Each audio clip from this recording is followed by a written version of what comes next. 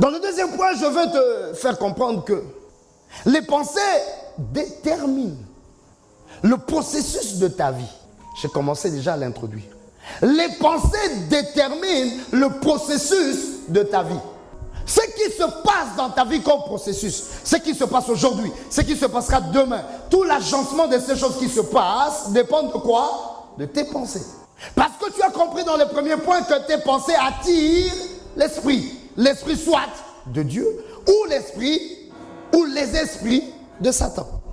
Amen. Et ce sont ces esprits qui mettent maintenant en toi leurs pensées. C'est pourquoi, à un moment donné, tu peux te trouver dans ta vie, tu commences à penser mal. Tu as des pensées de suicide, tu as des pensées d'échec, tu as des pensées de la mort, tu as des pensées de mauvaises choses, tu as des pensées, tu as des trucs bizarres qui se passent en toi, qui vont t'accompagner jusque dans les songes. Bien-aimé, on rêve selon les pensées qu'on a mis dans notre esprit. Les cauchemars ne sont pas les messages de Dieu. Dieu ne donne pas aux gens des cauchemars. Dieu donne aux gens des informations. Si l'esprit de Dieu est en toi, tu auras des informations sur un coup qu'on vient te faire, mais tu n'auras pas un cauchemar. Qui me suit? Qui me suit? Les pensées, mes bien-aimés, la qualité de ta vie, ce sont les pensées qui déterminent ce processus, ce qui va se passer dans ta vie. Parce qu'il y a quelque chose que je vais te faire comprendre, c'est que les pensées ont des niveaux d'expression et d'influence. Ça va? On est là? Les pensées ont des niveaux d'expression et d'influence. Lisons deux textes rapidement. Prends Psaume 139. Je veux vraiment que quelqu'un m'écoute aujourd'hui. Pourquoi on prie pour moi, ma vie ne change pas? Pourquoi on me fait délivrance et je ne suis jamais délivré? Psaume 139, verset 23 et verset 24. Écoute ce que la Bible dit. Sonde-moi, quelqu'un est là sur ce texte? Lis avec moi. Sonde-moi, ô Dieu, et connais mon cœur. Éprouve-moi et connais mes pensées. Regarde si je suis sur une mauvaise voie et conduis-moi sur la voie de l'éternité. La Bible fait ici une liaison entre deux choses, les pensées et les voies, ok? C'est-à-dire nos voies, nos chemins, nos parcours sont définis par nos pensées. Et ici, le psalmiste dit, éprouve et connais mes pensées. À partir de mes pensées, trouve si je suis réellement sur la mauvaise voie. Alors fais quoi? Conduis-moi sur la voie de l'éternité. Détourne-moi de mes voies que je vais m'imposer par mes pensées. Rends stérile mes pensées, viens me donner tes pensées à toi, car c'est dans tes pensées à toi qu'il y a la voie de l'éternité, la voie de la gloire, la voie du succès, la voie du réussite, la voie, le chemin qui m'amène vers la gloire, le chemin qui m'amène vers le succès, le chemin qui m'amène vers la paix. Ces chemins sont cachés dans tes pensées.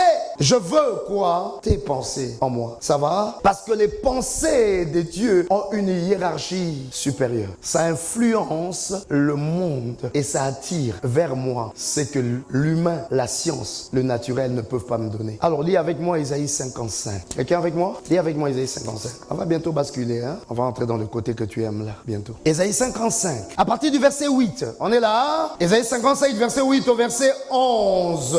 Alléluia. Qu'est-ce qui est écrit là-bas? Lis-le avec moi. Car mes pensées ne sont pas vos pensées et vos voix ne sont pas mes voix, dit l'Éternel. Autant les cieux sont élevés au-dessus de la terre, autant mes voix sont élevées au-dessus de vos voix et mes pensées au-dessus de vos pensées. Comme la pluie et la neige descendent des cieux et n'y retournent pas sans avoir arrosé, fécondé la terre, fait germer les plantes sans avoir donné la sémence au semeur et du pain à celui qui mange. Ainsi en est-il de ma parole qui sort de ma bouche. Elle ne retourne point à moi sans effet, sans avoir exécuté ma volonté et accompli mes desseins.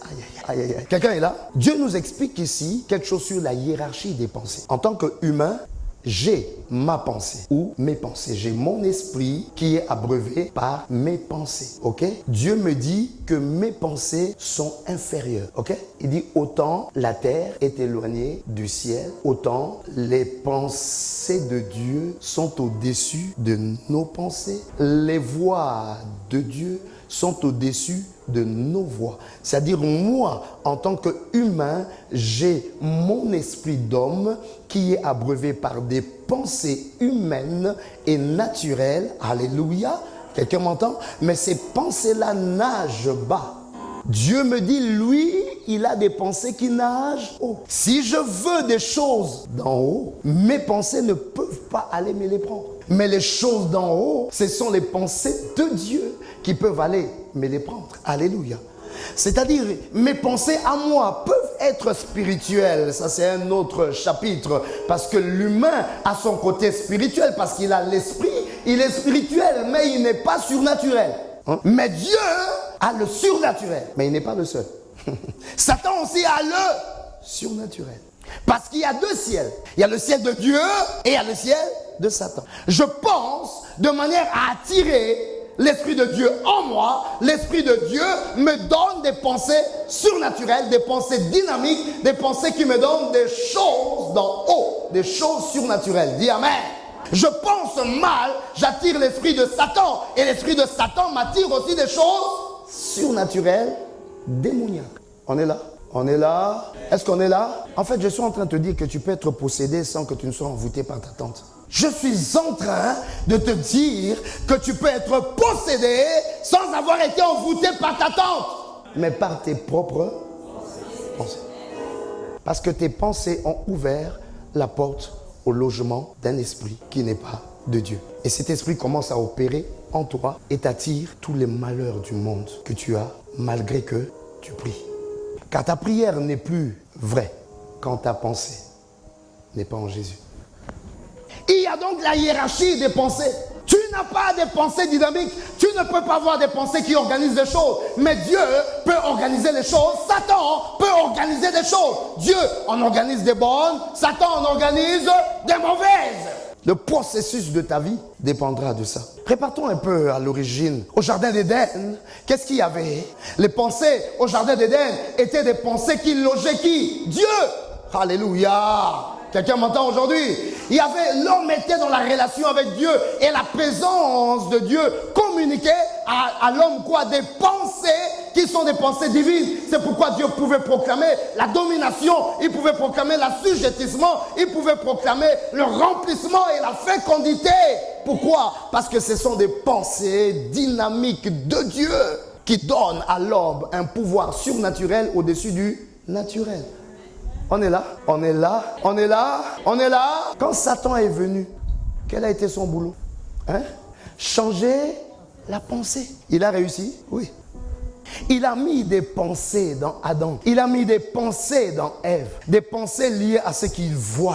Des pensées liées à ce qu'ils entendent. Des pensées liées à voir en Dieu un menteur. Dès qu'il avait réussi à toucher leurs pensées, l'acte qu'ils ont posé n'était que le résultat de ce qu'ils avaient pensé. S'ils n'avaient pas pensé de la manière dont Satan leur avait parlé, ils n'allaient pas manger le fruit. Le péché n'était pas déjà au niveau du fruit qu'ils ont mangé. Le péché était déjà dans leurs pensées qui leur donnait l'image d'un Dieu menteur. Un Dieu qui leur cache des choses et l'image qui leur parlait déjà que ce fruit est bon à voir et bon à manger. Ils avaient la pensée. Cette pensée a permis Satan à entrer en eux et à leur dire manger. Ils étaient maintenant poussés, impulsés par cette pensée et ils ont posé l'acte qui leur a donné un processus de vie qui s'appelle la mort. Qui a attiré la mort vers eux? Leur pensée. En ce temps-là, il n'y avait aucune tante pour envoûter. En ce temps-là, il n'y avait aucun sorcier de la famille. Mais ils ont attiré vers eux la mort. Je parle à quelqu'un aujourd'hui. Est-ce que je parle à quelqu'un aujourd'hui? En ce temps-là, il n'y avait aucun totem. En ce temps-là, il n'y avait pas les initiations du village. C'était l'homme lui-même face à sa pensée. Et deux propositions. Penser Dieu et Dieu est en toi et tu domines. Penser Satan et Satan vient en toi et il te donne la mort. C'est pourquoi Dieu dit je mets devant toi la vie et la mort. Et il te dit quoi? Il te dit quoi? Il te dit quoi? C'est-à-dire ça dépend de qui? La Bible ajoute encore que la vie et la mort sont au pouvoir d'eux. La Bible ajoute encore que c'est l'abondance du cœur que la bouche parle. Pourquoi ta bouche a parlé? Parce que ton cœur a pensé. Et ainsi la Bible te dit, garde ton cœur plus que toute autre chose. Car c'est de là que viennent les sources de la vie. Donc, la connexion avec l'esprit nous donne des pensées qui se développent. Et laisse-moi te dire une chose. Ce que tu deviens demain dépend de ce que tu penses aujourd'hui. Et laisse-moi te dire qu'une pensée, quand ça commence faiblement aujourd'hui, si tu laisses cette pensée croître, la pensée se développe. La pensée devient de plus en plus grande. C'est-à-dire, nous croissons dans les pensées divines comme nous pouvons croître dans les pensées sataniques. C'est pourquoi certaines personnes arrivent à des types de traumatismes. C'est simplement quand tu as laissé une pensée évoluer. Si je termine pas, le Saint-Esprit vous enseignera. Alléluia! Donc il te faut une pensée supérieure qui domine sur les choses. C'est pourquoi il est dit, quand je me sens dans des pensées qui veulent me détruire, je lève mes yeux vers les montagnes. D'où me viendra le secours? Quel est le secours qui me vient? Le secours qui me vient, ça vient changer ma pensée négative, changer ce que je pensais en mal, changer à la mort que je pensais. C'est ce secours-là de Dieu. Quand Dieu vient à moi parce que je crie à lui, Seigneur, je sens que mes pensées sont en train de perdre ma foi en Jésus. Viens me sauver. Alors Dieu vient, il me donne son esprit et son esprit me donne la pensée. Même quand tu marcheras dans la vallée de l'ombre de la mort, ne crains rien. Mon bâton et ma houlette te rassurent. Ainsi, je marche dans la vallée de l'ombre de la mort avec quoi dans ma tête? Une pensée, laquelle le bâton de Dieu et la houlette de Dieu me rassurent. À cause de cette pensée, j'attire le secours de Dieu. Dieu commence à arrêter les lions parce que j'ai pensé. Qui est là avec moi? Donc les pensées supérieures inhibent les pensées inférieures. Les pensées de Dieu, ça bloque nos pensées, ça impose des pensées de Dieu. Les pensées de Satan aussi bloquent nos pensées et imposent des pensées de Satan. Quelqu'un peut devenir de plus en plus diabolique, de plus en plus déprimé, de plus en plus abattu. Et vous sentez dans son langage, à un moment donné, là, je crois que c'est devenu grave. Il a commencé à parler petit à petit. Il parle de plus en plus négativement. Il devient de plus en plus négatif. Satan est en train de faire croître la sémence de la pensée. Et vous allez voir un jour, quelqu'un s'est suicidé. Ça n'a pas commencé un jour. On se suicide jamais un jour. On se suicide après avoir cultivé des pensées négatives. Qui m'entend, qui dit amen? C'est pourquoi, des fois, quand on fait la thérapie des hommes, on regarde un peu leur passé. Qu'est-ce qui a pu se loger comme sémence qui a fait que certaines choses ne peuvent être qu'une goutte qui a fait déborder le vase? Ce n'est pas très facile qu'un homme ait le ras-le-bol. C'est jamais un acte qui donne le ras-le-bol à quelqu'un. C'est une succession des choses qu'il a encaissées. Et un jour, un petit acte de rien du tout a tout fait déborder. Quelqu'un avec moi? Je veux que tu rentres dedans de toi et que tu vois ici, tu n'es pas un bon champ des mauvaises pensées. C'est très dangereux pour toi. Quelque chose doit te sauver aujourd'hui. Pardonne tout ce qui t'est arrivé. Cultive une pensée d'espérance. Et dans ton esprit, Jésus-Christ et Jésus-Christ crucifié. Il va commencer à changer tes pensées. Et la qualité de ta vie va commencer à changer.